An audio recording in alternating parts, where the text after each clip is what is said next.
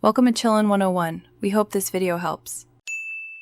In this video, I will explain how to make delicious lobster gravy. First, you will need to prepare your lobster.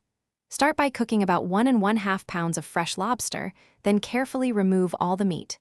Make sure to save the shells and any tomali, as these are crucial for developing a rich, deep flavor. Chop the succulent lobster meat into small, bite-sized pieces, roughly 1/2 inch, and set it aside for later.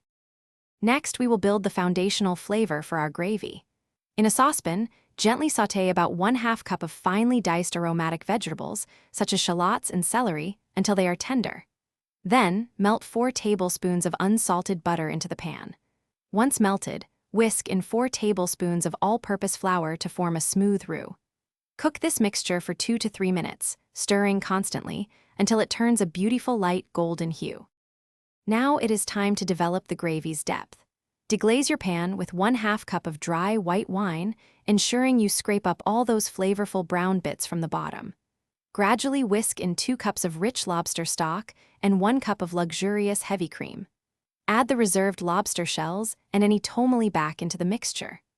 Bring it to a gentle simmer and let it cook for about 20 minutes, allowing the flavors to meld beautifully. For the grand finale, we will finish our exquisite lobster gravy.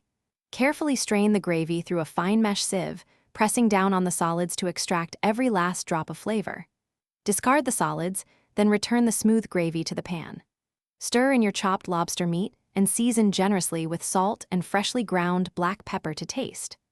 Garnish with a sprinkle of fresh chopped parsley and serve this decadent gravy warm over pasta, rice, or seafood. Thanks for watching. Consider subscribing if we helped you.